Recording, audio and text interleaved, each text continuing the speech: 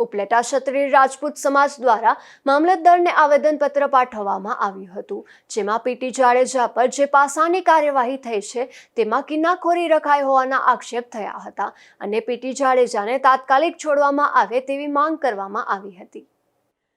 આવેદનપત્રમાં જણાવ્યું હતું કે અખિલ ગુજરાત રાજપૂત યુવા આંતરરાષ્ટ્રીય અધ્યક્ષ પીટી જાડેજા જે રાજપૂત સમાજના પ્રતિષ્ઠિત વ્યક્તિ અને અસ્મિતા આંદોલનમાં ખૂબ જ તન મન ધનથી લડતમાં સાથે હતા। સાથોસાથ હજારો જરૂરિયાતમંદ દીકરીઓના સમૂહ લગ્ન કરાવી હર હંમેશ રાજપૂત સમાજ અને 18 વર્ણના લોકોને હર હંમેશ આર્થિક સહાય કરનાર વ્યક્તિ છે। તેવા પીટી જાડેજાને સામાન્ય કેસમાં પાસાની કલમ લગાવીને ધરપકડ કરવામાં આવી છે, જે સમગ્ર ક્ષત્રિય રાજપૂત સમાજ માટે આંચકા સમાન છે અને દુઃખદ ઘટના છે। ત્યારે ઉપલેટા ક્ષત્રિય રાજપૂત સમાજ દ્વારા પીટી જાડેજા અને સમાજ માટે સ્વીકાર્ય નથી।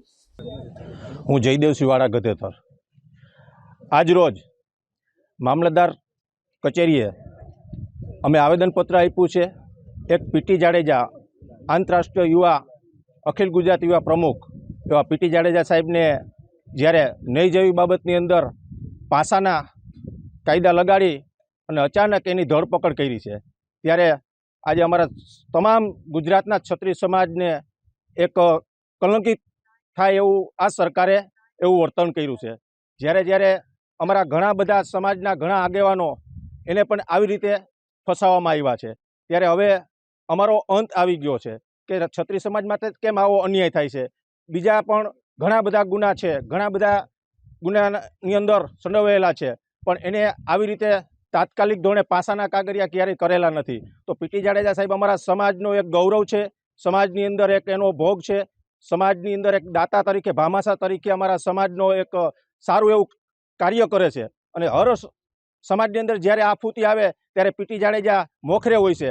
એટલે એમનું આજે અમને એવું લાગે છે કે કાંઈક સરકારને એવું લાગે છે કે આ સમાજનો આગેવાન છે તો આને પાછો પાડવો અને આને ઇજ્જત ઉપર હાથ નાખો, તો એ પીટી જાડેજાની ઇજ્જત ઉપર હાથ નથી નાખ્યો, સમસ્ત ગુજરાતના રાજપૂત સમાજમાંથી આ એક એની આબરૂ ઉપર હાથ નાખેલો છે। એટલે અમને આજે એવો અમારા આખા ઉપલેટા રાજપૂત સમાજ તમામ પાંખું એટલે તમામ જ્ઞાતિ પણ અમારી સાથે છે, એવી રીતે અમે આજે આવેદનપત્ર આપી અને પીટી જાડેજાને ન્યાય મળે, તાત્કાલિક ધોરણે ન્યાય મળે એવું અમે આજે આવેદનપત્ર આપ્યું છે અને સમસ્ત ક્ષત્રિય સમાજ આ રોષે છે। આથી વિશેષ કદાચ ન્યાય નહીં આપે તો અમે રોડ પર ઉતરી અને ગાંધી ચીમકી દ્વારા અમે આંદોલન પર કરશું એવી પણ અમારી તાકાત છે અને કરીશું।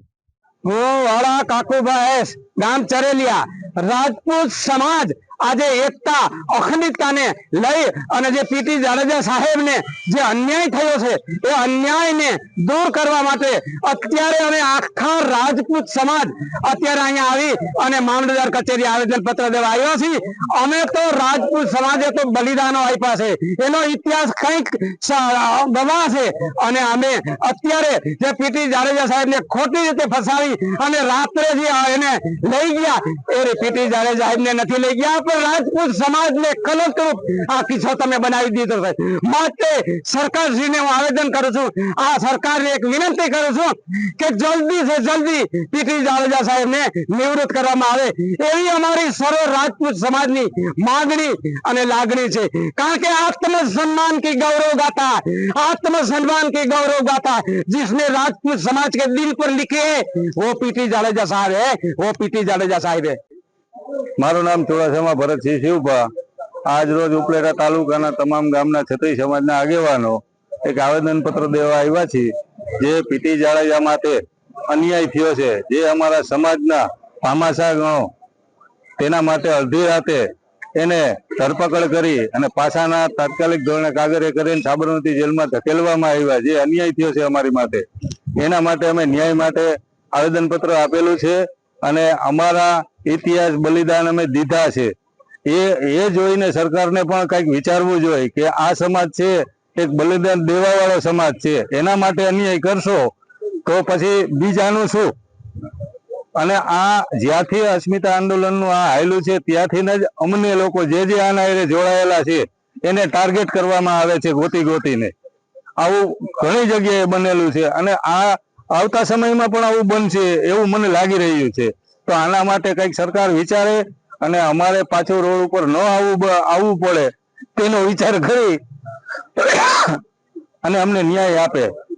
આ આવેદનપત્રમાં પીટી જાડેજા પર કિનાખોરી રખાઈ હોવાના આક્ષેપ કરાયા હતા તેમજ તેને છોડવા પણ માંગ કરાઈ હતી. સરફરાઝ કોડી, ગુજરાત ન્યૂઝ, ઉપલેટા.